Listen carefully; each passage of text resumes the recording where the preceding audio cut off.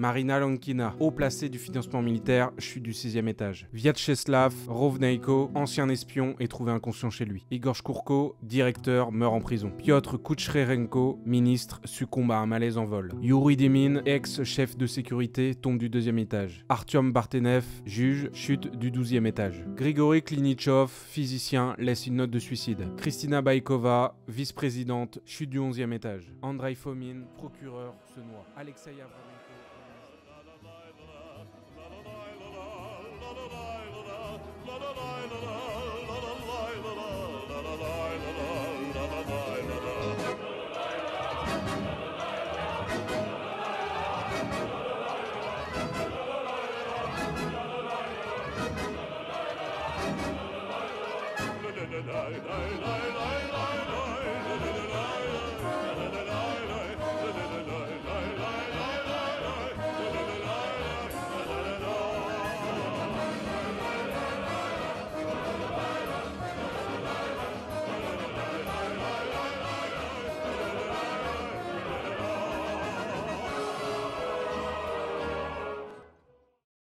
Aujourd'hui, comme vous l'avez certainement compris, on va parler des assassinats sous l'ère de Poutine. On connaît tous le cliché des films avec une personne tuée par des espions russes, mais finalement, est-ce que la réalité n'est pas proche de ce genre de fiction? Imaginez-vous marcher tranquillement dans les rues de Londres et soudain, vous sentez une piqûre dans votre jambe. Quelques jours plus tard, vous êtes mort, empoisonné par une substance invisible. C'est exactement ce qui est arrivé à un certain russe du nom de Georgi Markov. Ce genre d'événement n'est finalement pas si rare et reflète une pratique bien établie dans la Russie moderne, celle des assassinats politiques, un outil mortel utilisé beaucoup plus souvent qu'on imagine. Ce qui m'a poussé à faire cette vidéo, c'est l'assassinat de Prigojine, le chef de la milice russe Wagner, avec son avion détruit en plein vol par un explosif. Rendez-vous compte qu'ils ont fait exploser un avion avec son équipage ainsi que le fondateur et cofondateur d'une des milices les plus puissantes et influentes du monde, à la vue de tout le monde, tout en sachant que n'importe qui comprendra que ce n'est pas un simple accident. Mais le message envoyé résonne à travers le monde. Si vous trahissez la patrie, vous en subirez les conséquences, qu'importe qui vous êtes, qu'importe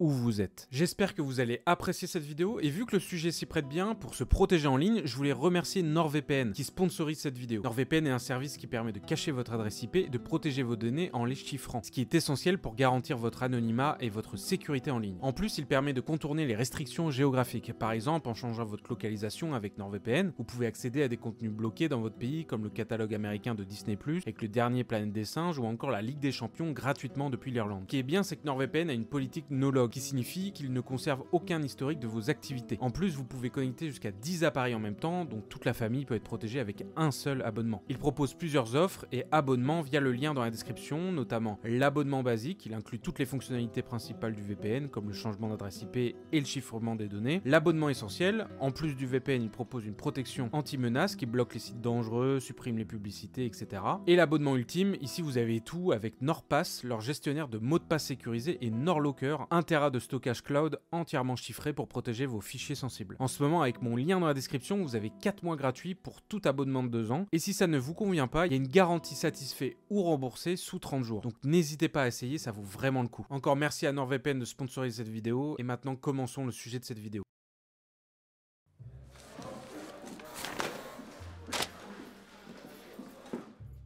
Le premier assassinat dont je vais vous parler a eu lieu en 1978 à l'époque de l'Union soviétique, en plein milieu de la guerre froide. Ce n'est pas le premier assassinat de l'Union soviétique à l'époque, mais c'est l'un des plus emblématiques de cette période. Même si ce n'était pas dans le règne de Vladimir Poutine, il est très caractéristique de ce que ressemble un assassinat et jusqu'où ils peuvent aller. Notre histoire commence à Paris avec un certain Vladimir Kostov. Vladimir est né à Sofia, en Bulgarie. Là-bas, il avait commencé sa carrière en tant que journaliste, mais très vite, il devient officier de la sûreté de l'État, un poste haut gradé dans les services secrets bulgares. Dans le cadre de ses missions, il est envoyé à Paris pour devenir correspondant de la télévision et rapporter des informations de France pour le compte des services secrets soviétiques. Mais en 1977, il fait défection, c'est-à-dire qu'il fuit son parti et son pays et obtient l'asile politique en France. Un an plus tard, toujours réfugié politique en France, le journaliste est sur ses gardes, car quelques mois plus tôt, les services secrets l'ont condamné à mort devant les tribunaux bulgares. Un jour, alors qu'il se trouve à la station de métro des Champs-Élysées avec sa famille, il ressent soudainement une douleur douleur aiguë dans le dos, comme une piqûre soudaine. Il se retourne mais ne voit personne. Les jours suivants, Vladimir se sent de plus en plus fatigué, avec des nausées et une forte fièvre. Son état se dégrade sans que personne ne comprenne pourquoi. Mais après quelques jours, il commence à se rétablir. 2 semaines après, il est sorti d'affaire. Mais Vladimir est intrigué par une affaire rapportée dans la presse française. En Angleterre, le meurtre d'un certain Georgi Markov, celui dont je vous ai parlé au tout début de la vidéo. Eh bien, son meurtre fait la une des journaux. Markov, également dissident bulgare, écrivain et journaliste, intervenait régulièrement sur les ondes de la BBC pour critiquer le régime soviétique. La presse britannique rapporte que Markov a été empoisonné sur le sol britannique par les services secrets bulgares. Pour Vladimir, c'est comme un déclic, et si lui aussi avait été empoisonné. Il contacte immédiatement les services de police français. Rapidement, les polices des deux pays trouvent un point commun entre les deux victimes. Sous leur peau, on retrouve une petite capsule d'à peine 1,5 cm d'épaisseur contenant un poison mortel, la ricine. Si Vladimir a survécu, c'est que la capsule n'a pas réussi à s'ouvrir complètement après avoir été injectée sous sa peau, ne lui délivrant qu'une dose non létale. Mais comment ces capsules ont-elles été insérées sous la peau des victimes, en plein jour et en public? C'est là où l'histoire devient folle. Les services de police londoniens obtiennent le témoignage de Markov qui, avant de mourir quelques jours après l'attaque, s'était rappelé d'un passant étranger derrière lui, ramassant un parapluie. Vladimir a le même souvenir. En réalité, les deux hommes ont été victimes de ce qui sera plus tard appelé le parapluie bulgare. Le système était simple, un parapluie modifié, muni d'une gâchette cachée dans le manche qui projetait une bille de ricine par la tête du parapluie. L'objet était discret, indétectable et pouvait être utilisé sans éveiller de soupçons dans la rue. Vladimir écrira un livre entier sur cette expérience. L'assassin ne sera jamais retrouvé et l'affaire des parapluies bulgares deviendra l'un des épisodes les plus marquants de la guerre froide. Cet événement marquera les esprits et aura une importance particulière pour comprendre les prochains assassinats dont je vais vous parler.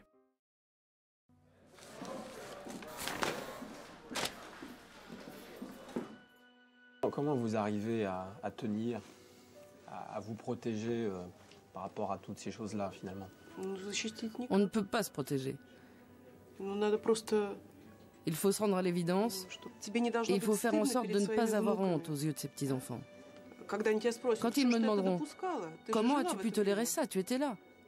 Il faut que je puisse leur répondre quelque chose, que je me suis battue.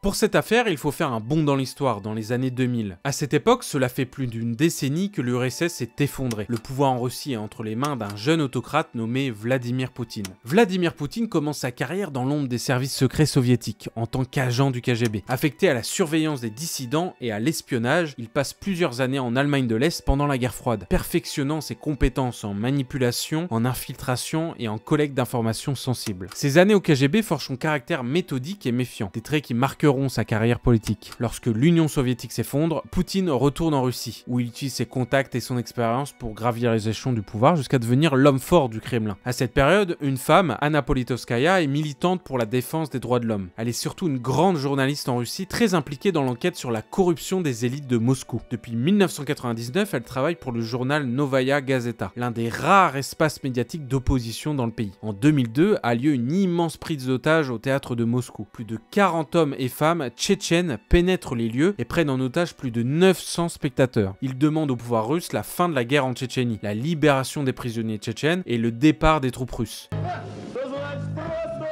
Le deuxième acte vient tout juste de commencer. Lorsqu'un homme armé fait irruption sur la scène du théâtre Dubrovka à Moscou. Nous sommes le 23 octobre 2002. Les quelques 900 spectateurs venus assister à la première d'une célèbre comédie musicale se trouvent aux mains de terroristes tchétchènes.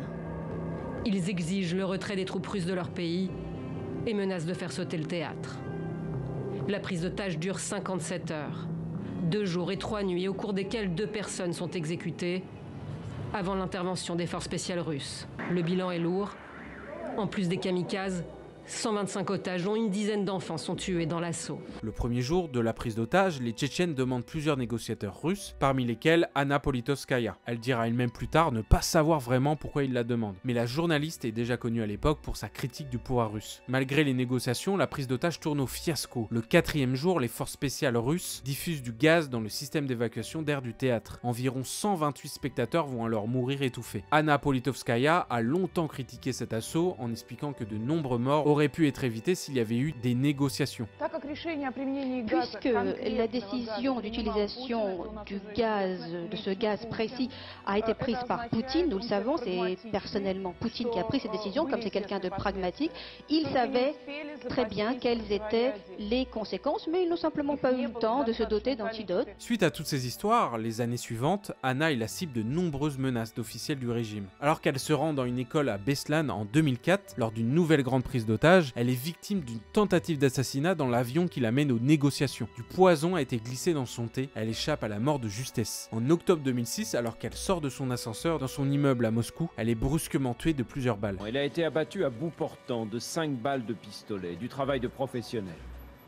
Sur ces images de vidéosurveillance, le tueur qui s'enfuit, une casquette sur la tête.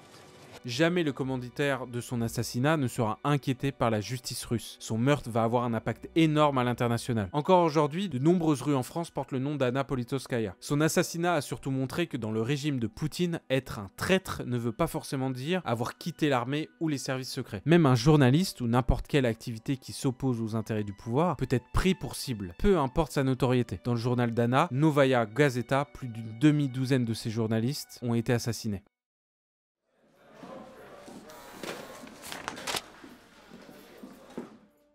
Alexander Litvinenko était une bonne connaissance d'Anna. Lui faisait partie des services de renseignement russes, mais avait rejoint Londres dans les années 2000. Il se souvient avoir discuté avec Anna au printemps 2006, quelques mois avant sa mort. Elle lui avait dit avoir très peur pour elle, pour sa vie. Il lui avait conseillé de venir à Londres, mais elle avait dit ne pas pouvoir à cause de ses vieux parents et de ses enfants. Il partageait avec Anna la critique de Vladimir Poutine, qu'il accusait tous les deux d'autoritarisme et de corruption. Quand il a appris la mort d'Anna, il était bouleversé. Un mois après la mort d'Anna, en novembre 2006, Alexander commence à sentir des nausées, de la fièvre, des grandes douleurs au ventre. À cet instant, il n'a aucun doute, il a été empoisonné. Il est finalement emporté à l'hôpital où les médecins ne savent pas ce qui lui arrive et ne savent pas quel traitement lui donner. Ce dont ils sont sûrs, c'est qu'Alexander est mourant. Il maigrit et perd ses cheveux. Mais si son histoire va rester dans les mémoires, c'est parce qu'Alexander va enquêter lui-même sur son propre meurtre. Pendant plus de 3 jours, lors de longs entretiens, avec 2 détectives de Scotland Yard, il va retracer chaque détail des jours qui ont précédé son empoisonnement pour essayer de deviner qui sont les coupables. Parmi les suspects principaux, il y a un certain Andrei Lugovoy et Dmitri Kovtun. Les 3 hommes se sont retrouvés lors d'un rendez-vous à l'hôtel Millennium de Londres. Alexander se souvient y avoir bu un fond de thé amer et qu'il n'avait jamais vu boire. Les policiers vont enquêter dans l'hôtel. Après recherche, ils se rendent compte que plusieurs parties de l'établissement ont un taux anormal de radiation. Des chaises, un lave-vaisselle, mais surtout une théière. En réalité, Alexander a été empoisonné au polonium 210, une substance radioactive. Des restes de cette substance sont retrouvés dans l'évier de la chambre d'un des 2 hommes qui avait dû jeter le reste du flacon après avoir empoisonné Alexander. Alexander va agoniser pendant des semaines et la photo de son visage, malade et affaibli à l'hôpital, va faire le tour du monde. L'enquête britannique conclura un assassinat politique approuvé par le Kremlin. Beaucoup d'analystes estiment que ce poison était une manière pour la Russie d'envoyer un message à tous les autres opposants politiques. Comme dans le cas des parapluies bulgares, il s'agissait de dire à ceux que le régime considère comme des traîtres qu'ils ne sont en sécurité nulle part, que la Russie peut les frapper à tout moment. Près de 10 ans après ce meurtre, Vladimir Poutine a quant à lui décerné à l'un des assassins, Lugovoy, une médaille pour service rendu à la patrie.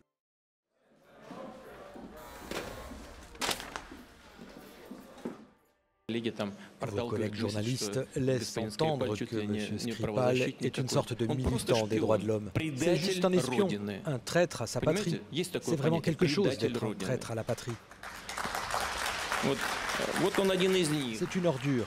C'est tout ce que j'ai à dire. Le prochain assassinat dont je vais vous parler a lui aussi fait le tour du monde. Il a eu lieu en 2018 dans la ville de Salisbury en Angleterre. Des passants remarquent 2 personnes assises sur un banc avec une attitude étrange. En s'approchant, ils voient un homme d'une 60aine d'années, complètement raide, et une fille, la trentaine, qui a de l'écume dans sa bouche et les yeux grands ouverts. L'hôpital est immédiatement contacté. Au début, on pense que les 2 individus se sont drogués et sont en train de faire une overdose. Mais la police qui a été contactée se rend compte de l'identité des 2 personnes. Sergei Skripal et Yulia Skripal. Lui est un ancien espion russe, un agent double qui avait été exfiltré en Angleterre, et sa fille qui était venue lui rendre visite. Pour les policiers, il est certain que les 2 ont été victimes d'un empoisonnement. D'autant qu'un autre événement va se produire. L'un des policiers qui avait été chargé de l'enquête tombe lui aussi gravement malade et est envoyé à l'hôpital. La police pense qu'il a été en contact avec un poison très violent, qui aurait servi à atteindre les 2 opposants russes. C'est la première ministre de l'époque, Theresa May, qui va annoncer à la presse le nom du poison qui a frappé Sergei et Yulia. L'agent chimique a été identifié par des experts de renommée mondiale.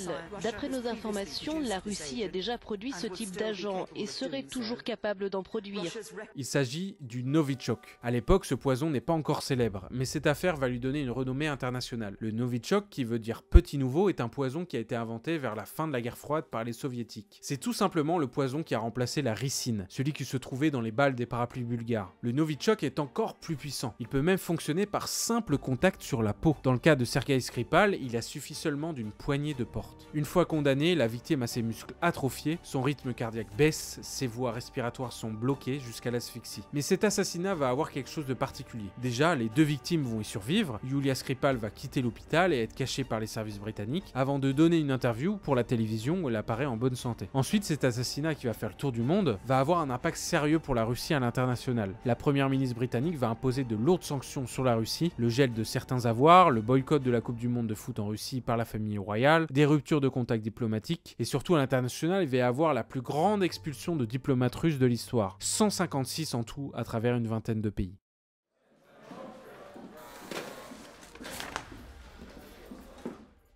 Alexeï Navalny est devenu au fil des années le visage le plus emblématique de l'opposition russe, grâce à son courage et à sa détermination à dénoncer la corruption et l'autoritarisme du régime de Vladimir Poutine. Je pense que c'est le cas le plus représentatif qui montre jusqu'où peut aller Vladimir Poutine pour garder le pouvoir. Diplômé en droit, Navalny commence sa carrière politique en participant à des manifestations contre les fraudes électorales et en créant un blog où il expose les scandales de corruption impliquant des fonctionnaires russes. Ces enquêtes minutieusement documentées deviennent rapidement virales et il utilise les réseaux sociaux, en particulier YouTube, pour diffuser ses découvertes auprès d'un large public, en contournant les médias traditionnels largement contrôlés par l'État. Parmi ses révélations les plus marquantes, on trouve des enquêtes sur les dépenses complètement folles des élites russes, y compris celle d'un prétendu palais secret construit pour Poutine sur les bords de la mer Noire. Navalny devient une figure centrale des manifestations contre le Kremlin, organisant des rassemblements à travers le pays et appelant à une transition démocratique. Mais son activisme le place également en grand danger. Il est arrêté à plusieurs reprises, souvent pour des motifs fallacieux,